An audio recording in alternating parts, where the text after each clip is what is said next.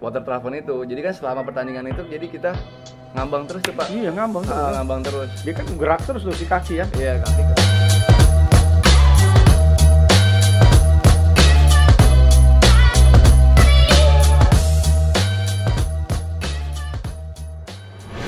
Assalamualaikum warahmatullahi wabarakatuh. Selamat datang di acara Ngobras, ngopi bareng Mas Triadianto. Hari ini episodenya adalah buat warga yang penuh dengan prestasi.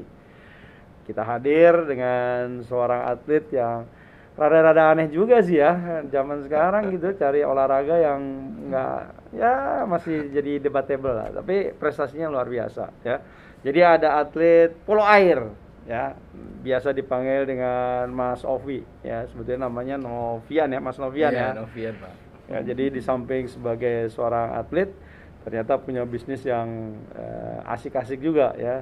Hari ini anak-anak muda senangnya ngopi. Nah, sekarang acaranya ngopinya di kantor, tapi gue pernah juga diundang di tempat beliau ya, Kapasitas Kopi. Gimana bro? Kabarnya bro? Sehat, Mas Tri. Apa nih kesibukannya bro? Kesibukan sekarang masih gini aja Pak, nunggu undangan podcast. Siapa tahu dengan podcast Mas Triadianto, saya bisa diundang podcastnya Deddy Corbuzier Pak. Wih, insya Allah. Apa lebihnya? Lebih apa Pak? Iya, lebihnya kalau berharap dipanggil Deddy Corbuzier. Jadi kan, apakah itu juga bisa meningkatkan lo jadi tambah jago gitu main bola polo airnya gitu? Sebenarnya kan kayak menerima undangan Mas Tri itu kayak emang pengen populerin olahraga polo air ke masyarakat Indonesia aja sih Pak gitu. Betul. Karena kan selama ini kalau ditanya orang olahraga polo air pasti banyak yang nggak tahu. Iya. Pasti Bapak aja nggak tahu kan? Oh kalau gue tahu. Oh tahu. Karena gue kan seorang perenang. Wih mantap. Serius Pak? Serius. Gue berenang. Oh berenang. Jadi karena gue berenang gue tahu polo air. Gue juga senang kalau lihat loncat indah. Iya. Akuatik lah pokoknya ya Pak. Akuatik gue demen juga. Iya, Walaupun gue bukan orang yang punya prestasi, tapi gue senang. Karena gue orang olahraga, jadi gue pasti tahu. Ya hobi sama-sama olahraga lah Pak ya kita. Iya. Ini kan sama aja nih kayak bola voli, bola pantai gitu kan. Iya. Ya, terus gimana? Ya jadi gitu Pak, emang polo air ini kan sekarang lagi bagus nih Pak. Prestasinya lagi bagus lah di Asia Tenggara. Indonesia kita ya Indonesia. Nah saya kepikiran kayaknya harus dipopulerin di olahraga polo air ini. Jadi biar prestasinya tuh bertahan gitu Pak. Soalnya dari udah 30 tahun SEA Games diselenggarakan ini kan dijuarain oleh Singapura terus nih. Nah baru tahun 2019 akhirnya dipecahin sama Indonesia. Tahun berapa tuh? 2019 kemarin, SEA Games kemarin. Oke, kalau gitu kita ngopi dulu bro. Kita buka aja dulu bro. Ya. Oh ya siap. Kita ada jarak, jadi mudah-mudahan kita sehat. Tadi lo dari swab juga kan? Kemarin udah swab juga Pak. Siap juga. Ya. Yuk ngopi dulu bro. Bismillahirrahmanirrahim. Bismillah. Ngobrol lebih asik emang kalau kita ngomong. Itu harus ada suaranya Pak. Tapi enakan kopi ini ya Pak? Dibanding kapasitas? Tempat dulu lah.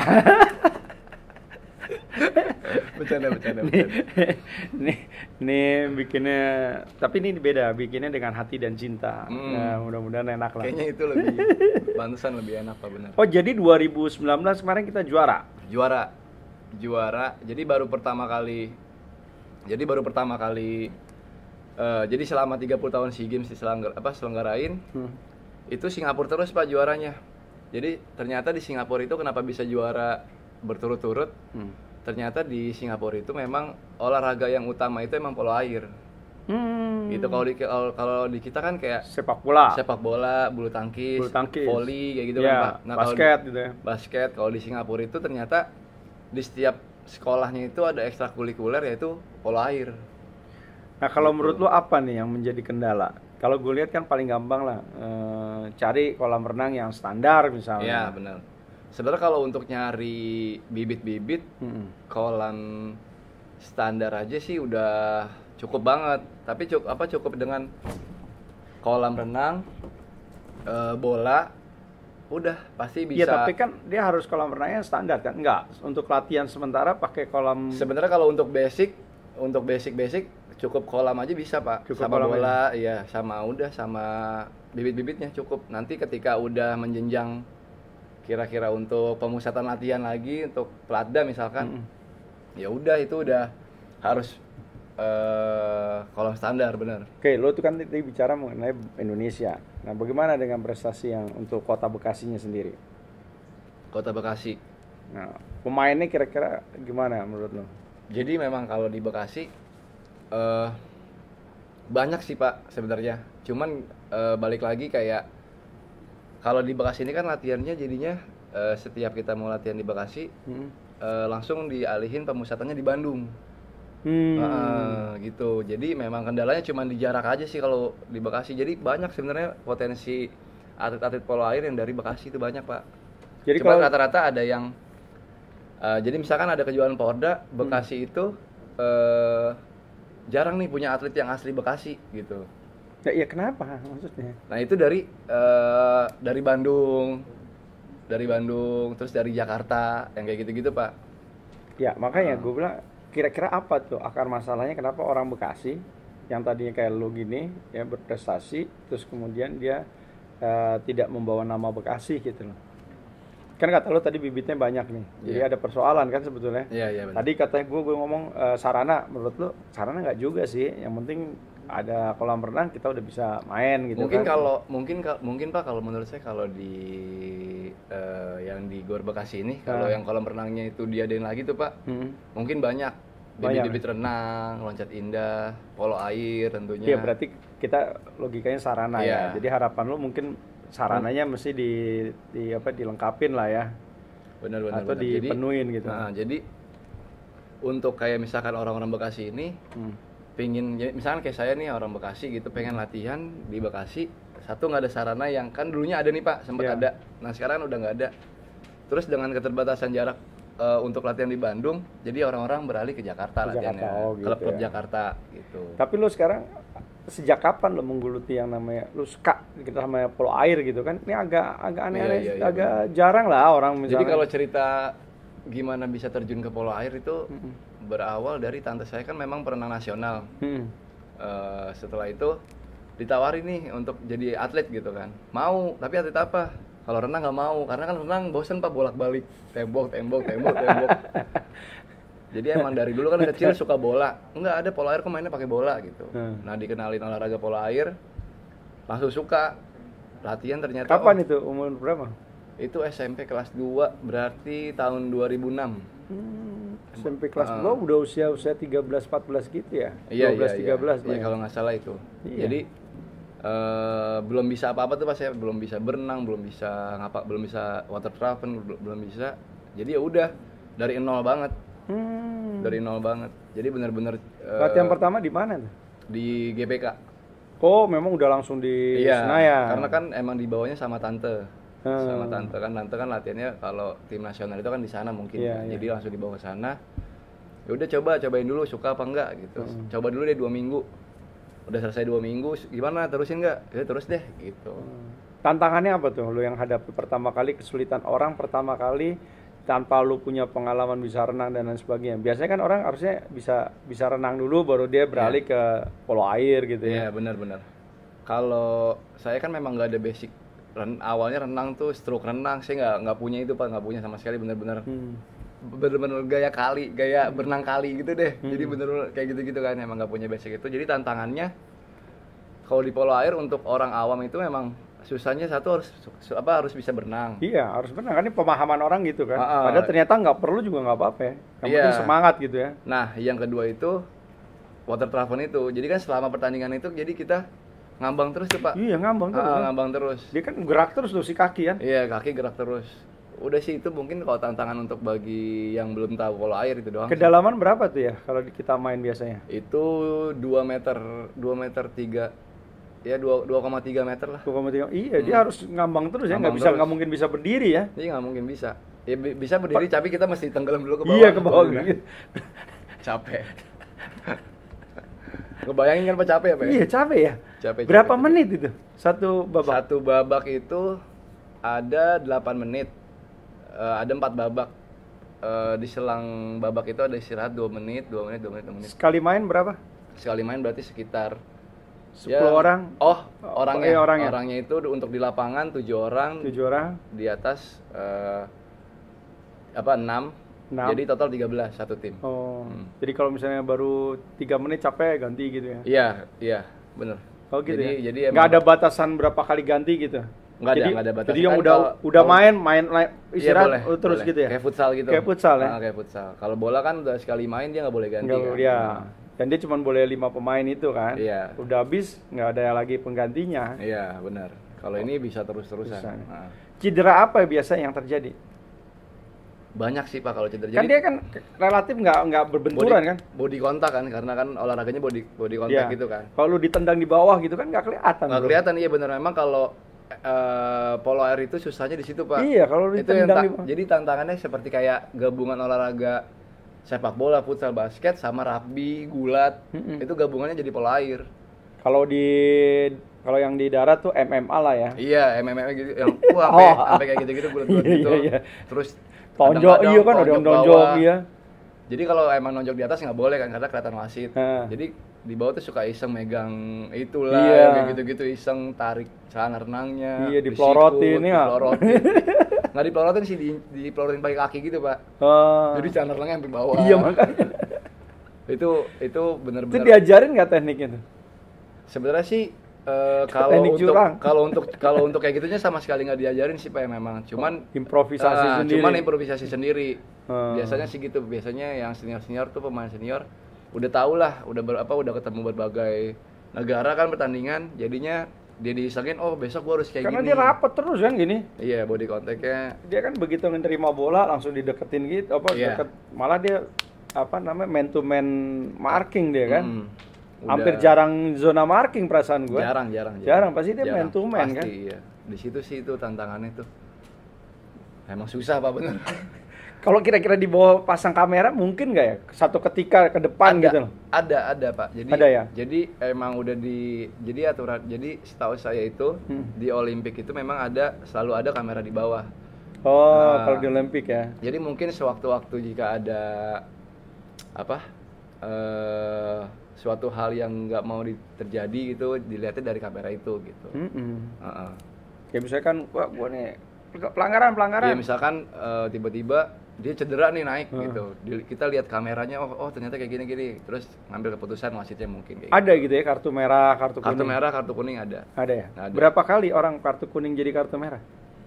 Maksudnya berapa kali gimana Pak? Jadi kan kalau di lapangan bola besar, itu kan kalau dia 2 kartu kuning berikutnya merah gitu. Iya. Nah, ini sama kayak gitu. Sama ya? 2 kali kartu kuning ya? Karena kan hanya untuk pelanggaran ringan cuma priwit doang gitu kan? Iya, jadi kalau biasanya yang sering terjadi ini di pertandingan polo air, pemain itu protes. Jika misalkan foul, kok foul gini langsung kartu kuning. Kayak gitu. Jadi memang keputusan wasit memang udah baku banget. Jadi nggak bisa diprotes, kuning. Protes pelatihnya juga kuning. Gue kan cerita nih, lu kan kemarin SEA Games ya ikut ya? Iya. 2019 kan. Perjalanannya kayak apa tuh bro? Itu perjalanannya lumayan sedih juga sih Pak kalau diinget-inget. Jadi sempat. Gue harus menangis apa terharu? Enggak usah Pak. Nggak usah karena lebay lah gitu. Karena dari kalau diinget-inget dari yang lalu-lalu, kayak saya kan baru masuk tim nasional itu 2013. Dari 2013 sampai 2017 itu nggak pernah dapat emas nih Pak di saya dan di senior lalu-lalunya. Lu jadi 2019 itu bukan SEA Games pertama? Bukan. Itu udah SEA Games keempat. Lu jadi umur berapa ya waktu pertama ikut SEA Games? Ikut SEA Games itu pokoknya baru lulus SMA kalau nggak salah. Oh gitu, 18-19 gitu ya? Iya kalau nggak salah, iya. Atau umur 20-21 gitu, saya lupa Pak. Lu tua banget kalau 21 lulus SMA lu. Banyakan kagak naik ya dong. Mana 21? Orang 21 mah udah jadi dokter. Enggak, itu 2013 berarti 2010 kan saya lulus SMA. Nah. Berarti 2013 pas sudah kuliah semester 4 kalau nggak salah. Nah cuman ya kuliah terbengkalai dengan gara-gara emang fokus untuk polo air. Ya. Tapi sekarang lu udah lulus ya? Udah Pak, udah. Oh. Udah lulus. Kalau perlu gue rekomenin tuh kampus lo nih jangan sampai jadi mahasiswa abadi nih. Enggak, udah lulus Pak, udah lulus. Udah lulus ya. Udah lulus. Jadi lo 2013 tim nasional tuh perak, selalu perak kalahnya sama Singapura. perak terus itu ya? Perak terus. Gila. Jadi memang targetnya Jauh, memang tapi pada waktu pertandingan tuh emang nilainya Skornya. jauh. Skornya. enggak terlalu Pak, enggak terlalu. Jadi 2011 sempet, kalau 2011 saya nggak main, 2011 itu sempet sejarahnya 2011 tuh kalah beda 1 bola. Nah, terus 2013 kita merosot lagi kalah skor 8-5. 2015 main di Singapura, SEA Games Singapura. Habis lah kita. Habis. Nah. 15-10. Nah, Di 2017 kita pakai pelatih Serbia. Serbia itu jadi polo air paling bagus di dunia ini tuh dari Serbia. Jadi kita termasuk itu kayaknya ya, olahraga senam akuatiknya juga bagus tuh Serbia. Iya, kalau nggak salah. Iya, kalau salah. Terus panggil pelatih Serbia, udah beda tuh Pak latihannya langsung dari cara bersikap semua sampai dirapihin sedetail itu. Seri kita lawan Singapura 2017. Adu penalti. Seri enggak, jadi memang grup kan, jadinya seri ya udah dengan hasil seri. Jadi kalah skor, jadi dihitung skor gitu. Oh, cuman grouping aja. Grouping doang jadinya dia Nggak saling berhadapan final. Iya, nggak lek-lekan lah Iya, caranya lek-lekan. gitu. Udah akhirnya 2019 itu 2017 masih perak karena kalah selisih gol. Di 2019 akhirnya kita menang. berapa tuh? Skornya itu 5-7 di Philippines. Oh, Filipina. Di Philippines kita menang. 2017 kita masih seri, perak Berarti di Malaysia. harusnya 2021 ya. 2021 ini harusnya ya ini juga lagi fokus ke SEA Games. Cuman masih belum tahu putusannya ya. Putusannya ya. Gue Masih pikir belum kayaknya kita mundurin aja lah 2022 kayaknya terlalu resiko. Iya benar-benar. Karena Malaysia masih lockdown, Singapura Iya. masih lockdown. Terus Iya. kota Indonesianya juga kayaknya agak tinggi Iya, juga. lagi meningkat Sementara lagi kan ya, butuh inian betul. Ya. Hmm. Oke, jadi gue pikir untuk segmen pertama kita selesaikan dulu ya, bagaimana kita melihat satu prestasi yang diberikan oleh Mas Novian. Ya, banyak ternyata atlet-atlet kita yang kemudian bisa berkiprah tidak saja di tingkat nasional tetapi juga internasional. Kemarin kita baru saja ya kehilangan seorang pahlawan olahraga kita ya, Markis Kido. Tentunya kita mendoakan buat almarhum, tentunya adalah husnul khotimah, dimaafkan dosanya, dan keluarganya tentunya diberikan kekuatan, kesabaran, keikhlasan dalam melanjutkan kehidupannya. Itu salah satu pahlawan Indonesia, memberikan nama besar, nama harum buat Indonesia. Oke, kita lanjut nanti di segmen 2, kita lebih banyak meng-hire apa kegiatan di luar polo air ya, karena di samping sebagai seorang atlet, beliau juga seorang pengusaha keren. Oke. Bye. Oke, kita lanjutkan di segmen 2 ya dengan Mas Novian yang dikenal dengan Mas Ovi ya, terkait dengan kalau tadi di segmen 1 kita sudah bicara bagaimana prestasi, kemudian motivasi buat kalian yang akan memulai ya untuk olahraga polo air. Ternyata nggak perlu juga loh bisa berenang, yang penting ada niat, usaha keras, disiplin, dan tentunya punya pelatih ya. Dan sekarang kita segmen kedua ini kita lebih banyak melihat keseharian dari Mas Ovi ya. Sebagai seorang anak muda ternyata bisa menginspirasi buat kita ya. Salah satunya adalah menjadi seorang pengusaha, menjadi seorang entertain ya. Kaitannya beliau punya bisnisnya kopi. Ya bro ya? Kopi. Iya, benar, Pak. Nah, kopi enak mana bro? Coba lagi loh bro. Masih coba. Oke. Yakinkan diri. Masih enakan ini Pak. Ya. Enakan kopi. Kopi. Di kantor Bapak. Kopi. Enakan ini. Berarti lo kopi. sering-sering kesini bro. Bentar saya suruh teman saya deh belajar kesini Pak. Atau Gimana enggak ya? saya langsung. Gimana bro kalau lo Kenapa Pak? memulai bisnis kopi itu gimana? Inspirasinya dari mana lah? Sebenarnya kalau dibilang inspirasinya dari mana, karena waktu 2015 kan industri kopi di Indonesia kan emang lagi Booming banget, ya? booming banget. Jadi tuh bikin kopi gimana ya? Akhirnya coba order online alat-alat kopi, terus coba bikin sendiri. Wah, bisa nih gitu. Bisa nih. Ya, akhirnya selama setahun tuh kayak masih bikin sendiri, minum sendiri, bikin sendiri, minum sendiri. Bikin sendiri, minum sendiri 1 tahun? Ya, bener. Jadi kayak misalkan, ayo main ke rumah gua, gue bikin kopi deh, gitu-gitu. Oh. Bikin, udah. Jadi itu hanya untuk di rumah doang ya? Nah, terus pada suka nih Pak, pada suka teman-teman. Ya gratis lah bro. Iya kayaknya gratis ya, bukan enaknya Pak. Gue juga mau. Kayaknya lebih ke gratisnya Iya sih. gratis. Pantesan pas saya udah usaha kayak gitu teman-teman saya nggak datang lagi. Saya baru ingat sih Pak. Ya, Tapi yang datang adalah temennya temen lo. oh iya benar. Iya ya kan. Iya, Temen ternyata lo kagak datang. Iya, dia Tapi merekomendasikan. merekomendasikan. Benar. Temen lo sedang mencari temennya yang mau memulai usaha kopi. Iya benar. Terus gimana? Masih bercanda. Setahun lo ya? Iya, Ini sekitar ya. Sekitar Artinya lo akhirnya. mencari karena gue lihat kan ada berbagai itu tuh rasa ya. Iya, berbagai rasa. Mm-mm. Terus kebetulan dapet partner memang yang kerjanya di salah satu kopi Starbucks lah, langsung aja saya ngomong Starbucks. Iya, Starbucks. Ya udah, kira dia juga ternyata mau buka kopi juga nih Pak sama partner saya satu lagi. Jadi lo nih bikin yang kapasitas berapa orang nih? Tiga ya? Tiga orang. Tiga Jadi orang. memang saya Tapi lucu-lucu semua itu, gue nggak ada yang serius. Serius nggak sih? Jadi memang sebenarnya kan kalau laki-laki itu kan Pak selalu punya hobi gitu Pak. Iya. Selalu harus kayak punya mainan gitu lah kasarnya.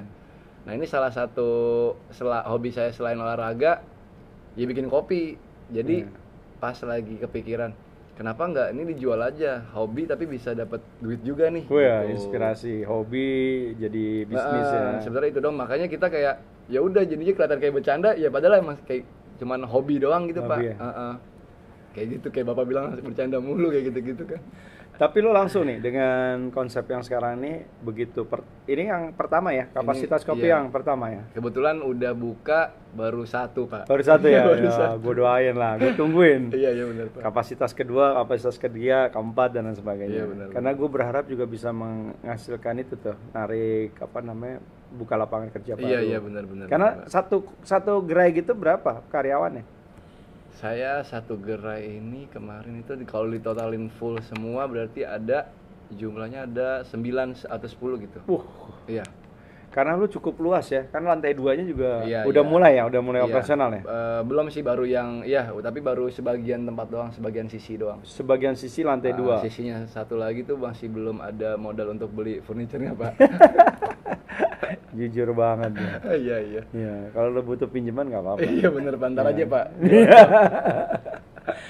Ya, jadi kan gue lihat juga perkembangannya cukup bagus. Karena pertama kali gue lihat kan di bawah pun nggak full. Iya. Nah sekarang gue beberapa kali ke tempat lo cukup luar biasa ya. Gue beberapa kali ternyata yang satu segmen di depan juga udah mulai udah mulai rame juga ya. Nah ke depan apa konsep lo terkait dengan kopi ini? Kalau untuk kopi sebenarnya Ini kan kita nggak boleh berdiam diri nih. Iya, Begitu benar. lo cuman begini, cuma kopi doang. Mungkin satu ketika orang juga udah bosen. Nah, inovasi apa yang kira-kira lo pengen ya kasih kita lah bocorannya? Iya kan?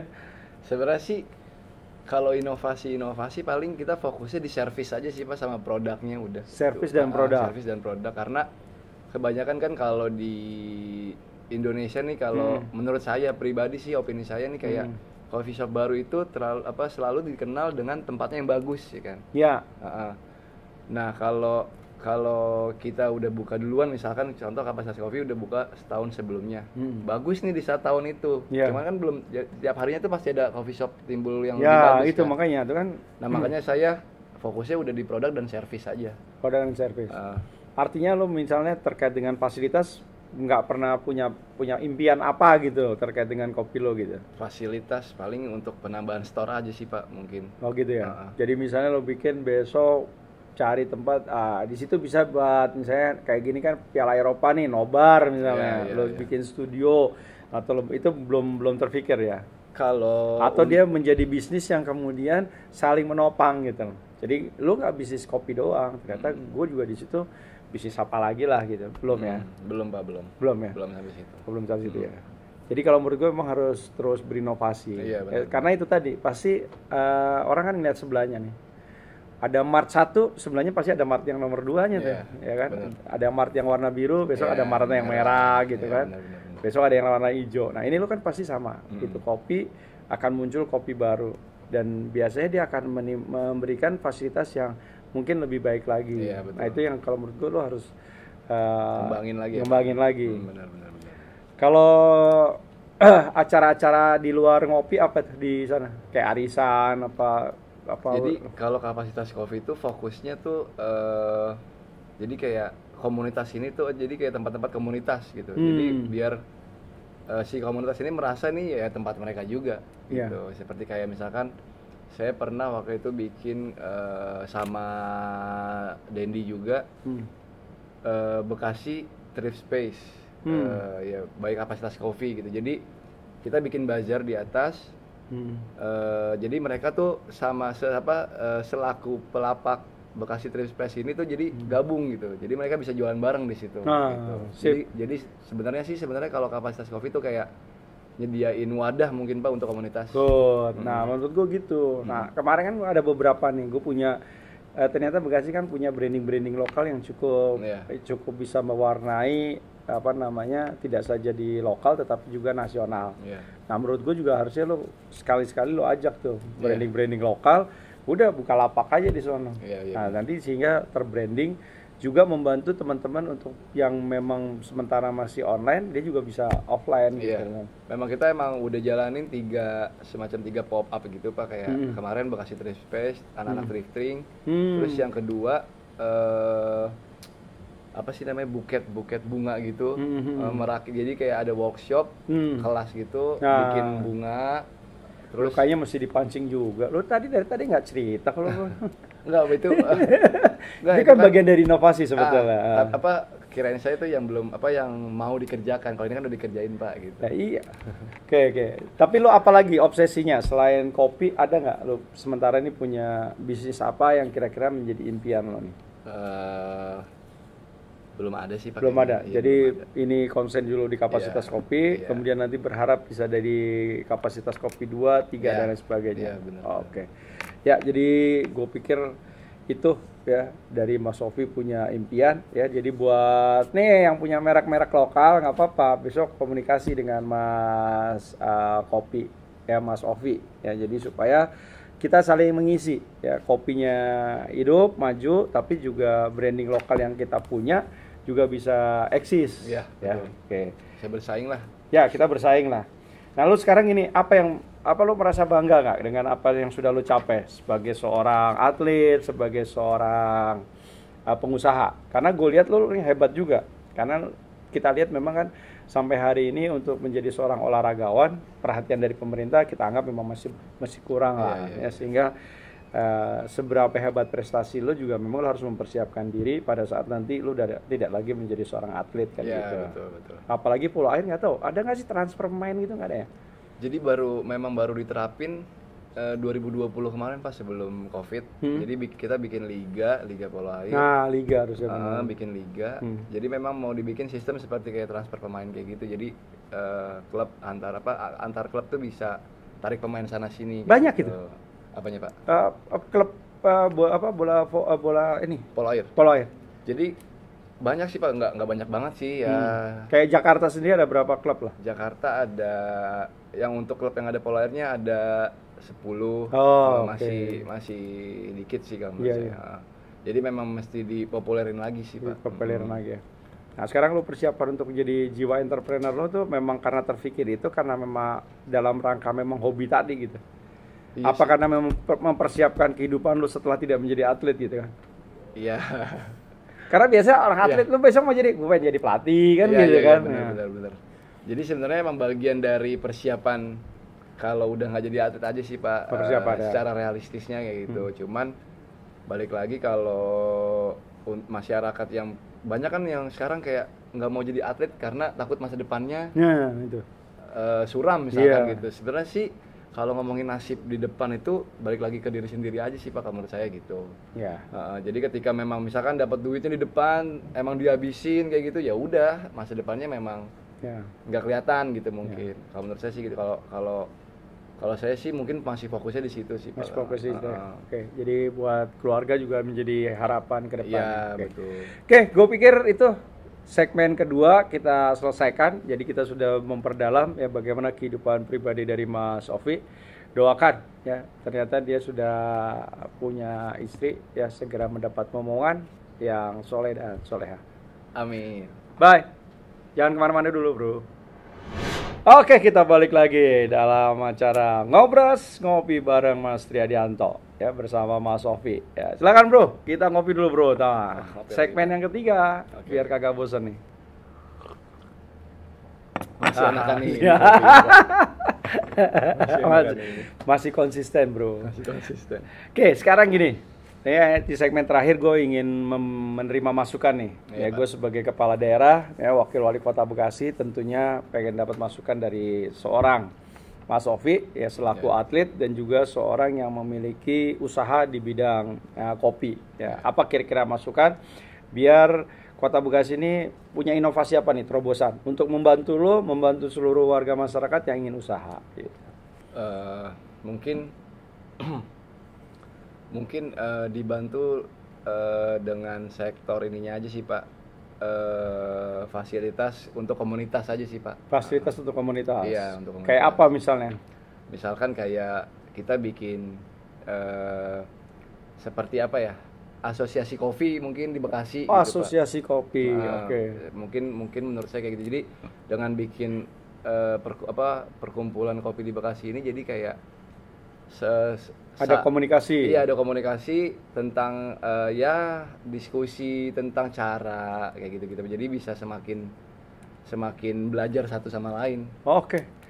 Kalau menurut gue tuh bisa dilakukan sama anak-anak Bekasi keren, ya, bikin satu ruang, ya mereka mungkin mendaftarkan diri, nanti kita adakan pertemuan, ya. Jadi lu anak-anak Bekasi keren, bikin aja, tentuin tanggalnya, hubungin semua para kopi-kopi yang ada di Kota Bekasi, dia bisa daftar secara online, nanti baru kita lakukan secara offline. Ya, supaya nanti terbentuk tuh.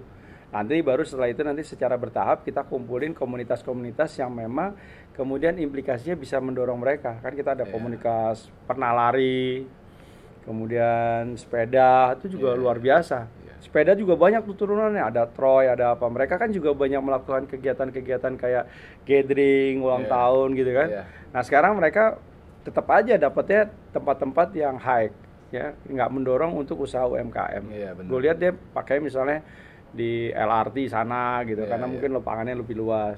Nah sekarang kita cari komunitas-komunitas yang kecil-kecil, ya karena memang kapasitas lo mungkin kecil, ya nggak apa-apa. Satu ketika nggak apa-apa tutup jalan, kan tempat lo bisa tutup jalan karena masih memungkinkan orang untuk ada jalan alternatif. Yang penting proses izinnya aja. Dan gue yakin kan, ya pemerintah akan memberikan kemudahan terkait dengan proses perizinan. Ya sepanjang ada alternatif dan kemudian kegiatan itu dalam rangka untuk menaikkan ekonomi, ya. Karena bagaimanapun juga lu kan bayar pajak, benar, bayar retribusi, benar Pak, iya nggak? Betul. Kemudian pekerjanya dari orang Bekasi, benar. Iya. Nah sekarang kalau lu kira-kira untuk polo air nih, biar maju di Kota Bekasi apa nih kira-kira usulan lo lah? Mungkin kalau menurut saya balik lagi ke infrastruktur ya Pak. Infrastruktur ya, kolam renang gitu ya. Iya benar. Biasanya kan kalau waktu itu saya pernah dengar pernah baca artikel di mana gitu Pak, negara yang bagus itu yang olahraganya maju. Oh iya benar. Berarti kan kalau Kota Bekasi olahraganya bagus, berarti kotanya maju. Iya. Gitu. Bener Pak, kayak gitu sih menurut saya Pak. Ya. Jadi mungkin dengan adanya infrastruktur kalau di Bekasi kayak seperti akuatik, jadi bisa supply untuk tim nasional dari atlet-atlet Bekasi gitu. Ya jadi memang gue sih baru dengar nih ada satu olahraga polo air yang kemudian atletnya dari Kota Bekasi. Jadi mudah-mudahan lu ntar kalau Kota Bekasi punya atlet, lu bersedia nggak nih jadi pelatih nih? Bisa Pak, bisa. Bisa ya? Bisa Pak. Bisa, karena kan emang misinya emang gratis apa ya? Ya gratis boleh Pak. Untuk Bapak. Tapi ini kopi tiap hari berarti ya Pak? Tiap hari ya. Sekarang tips buat anak muda biar mereka tetap aktif, terus kemudian tidak hanya ngerusulo. Kalau ngerusulo tuh orang Jawa bilang apa ya? Dia nggak move on lah, karena kan selalu bilang gue bisa apa ya, kerjaan kagak ada, modal kagak punya, apa gitu loh, supaya mereka termotivasi bahwa saat ini lu anak muda harusnya seperti apa sih menyikapi kondisi yang ada. Kalau tipsnya biar termotivasi ya Pak ya? Ya biar mereka bergerak lah gitu loh. Kalau untuk termotivasi mungkin Kan kayak lu nih kan sebenarnya soal duit juga nggak banyak-banyak amat, bro. Benar. Buktinya lu bertiga. Benar. Kalau lu punya sendiri, kalau lu duitnya banyak beli sendiri tuh. Benar. Itu kan salah satu cara. Iya, Ternyata lu juga nggak boleh diem aja Iya, gitu benar. loh. Lu cari temen lah. Kan Benar. ini apa tips lu nih supaya mereka jangan menyesali diri lah. Ini gue bukan keturunan orang kaya, gue nggak Iya. punya modal, gue nggak Iya. gitu. Jadi selalu dia berpikirnya negatif. Nah, Iya. sekarang gimana lu? Jadi kalau sekarang itu kalau menurut saya banyak kan yang bilang dia bapaknya kaya. Nah, gitu. Kan. Iya. Sebenarnya itu kan Kalau sebenarnya dia juga nggak milih untuk lahir di jadi orang anak jadi kaya, orang kaya, dia juga iya. nggak milih, itu kan emang udah takdirnya Nah. dia. Kan. Kita sebagai yang kurang yang nggak punya privilege nih, sebenarnya menurut saya tuh privilege itu knowledge aja sih, Pak. Bisa diciptakan lah ya. Bisa diciptakan dengan knowledge. Knowledge, ya. Nah, menurut saya tuh privilege bukan dia kaya atau miskin. Ya. Menurut saya privilege tuh knowledge sih kalau menurut saya. Jadi dengan knowledge ya dia Pertemanan punya, gitu ya. dia punya privilege untuk Ya. bicara dengan siapapun, terus diajak untuk untuk buat sesuatu kayak gitu sih kalau menurut saya, Pak. Ya, jadi itu tadi ya bro ya. Jadi ternyata pengetahuan itu ya bisa didapatkan di mana saja. Iya. Ya terkait dengan apalagi pemerintah Kota Bekasi sekarang udah ngasih kesempatan tuh buat lo yang nggak mampu, yang sekarang udah lewat, ada sekolah kejar paket A, kejar paket B, kejar paket C. Jadi yang belum lulus SD, yuk sekolah biar lulus. Terus kuliah juga sekarang kita ada program gratis 4 tahun. Jadi itu iya 4 tahun gratis di bidang ekonomi sama teknik. Ya. Kemudian juga Institut Bisnis Muhammadiyah juga memberikan kesempatan. Terus Krista Dwi Payana Fakultas Hukum juga memberikan kesempatan beasiswa. Jadi sekarang sebetulnya pilihannya ada di lo. Lo mau berubah apa lo mau tetap diam aja di tempat. Nah gitu ya. Iya, benar, Pak. Nah pada saat lo udah punya pengetahuan tadi ya Novi bilang bahwa Mas Ovi bilang bahwa kalau lo udah punya pengetahuan lo bisa tuh komunikasi, lo bisa punya jaringan, lo punya pertemanan. Nah, disitulah sebetulnya modal sosial yang nggak pernah bisa dihitung. Betul ya, bro? Betul. Oh, oke. Nah, sekarang supaya kita konsisten nih, kan lu butuh waktu yang panjang juga nih. Iya. Pada saat lu gimana caranya lu kagak putus asa, walaupun lu bolak-balik dapat perak dari 2012. Dari 2013. 2013. Iya. Jadi lu butuh waktu 6 tahun. Iya. Ya, kemudian sebelumnya lu butuh sekian tahun untuk masuk ke tim nasional. Iya. Nah, itu gimana tuh caranya biar lu tetap bisa konsisten mendalami itu dan lu yakini bahwa ini apa yang lu cita-citakan tuh tercapai? Dari dulu memang selalu disupport sama orang tua kayak seperti untuk latihan nih diantar diboncengin naik motor ke tempat latihan. Diantarin naik motor ya? Iya, memang Orang tua itu ya? Orang tua. Nah, lu Orang tinggal tua. di mana, bro? Di sini, Pak, di Wisma Asri.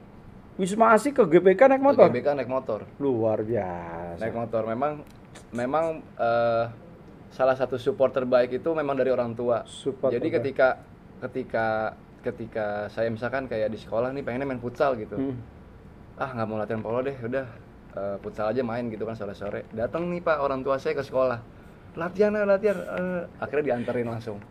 Nah, itu ketika saya udah bosen, udahlah nih nggak kepilih gitu kan. Iya. Kan dalam perjalanan kan ada seleksi kan. Iya. Memang orang tua yang selalu maksain udah latihan aja terus gitu. Memang itu kalau waktu itu sih saya memang orang tua sih support banget. Support banget. Support banget. Termasuk lu agak terlambat kuliah juga orang tua nggak marah ya? Iya, gara-gara Ya udahlah, itu udah. Gara-gara kebanyakan minum air di kolam renang. Udah basah. Kebanyakan minum air kaporit nih jadi. Jadi emang kayak waktu masuk kuliah pun juga ya udah orang tua support kayak ya udah terserah pilihan kamu mau fokus di polo air atau kuliah gitu. Jadi ya udah kebetulan polo air udah di tahap saat kuliah tuh udah masuk tim nasional, ya udah tanggung deh. Oh gitu ya. Selesain deh sampai dapat emas nih. Akhirnya baru kemarin Pak, 2 tahun lalu. Nah, kira-kira kalau lu 2000 ini kan 21 kemungkinan nggak ada ya? Iya. Kalau besok itu lu masih punya kesempatan bertanding lagi nih? Masih Pak. Sampai sampai tahun berapa kira-kira? Kalau saya itu sampai sekuat saya. Oh, kalau SEA Games nggak ada batas, nggak ada umur ya? Nggak ada umur. Sekarang umur lu berapa? Saya umur sekarang 29. Oh, 29 ya. Masih Masih bisa lah, Pak, masih bisa. Biasanya atlet polo air sampai umur berapa? Ada sih teman saya sampai umur 36. 36 ya. 36. Bonusnya gede ya lu ya waktu SEA Games kemarin ya? Alhamdulillah Pak, di pemerintahan sekarang cakep Pak. Cakep ya? Cakep. Pak Jokowi luar biasa ya? Luar biasa Pak. Jadi lu bikin kapasitas kopi karena jadi dapat emas bukan ya? Bisa jadi Pak. Bisa jadi. Bisa tuh, lu lihat tuh. Jadi lu sekarang pemerintah memberikan kesempatan ya bahwa yang buat kalian yang berprestasi memberikan dan mengharumkan nama Indonesia ternyata ada kontribusinya. Salah satunya Mas Opi. Oke.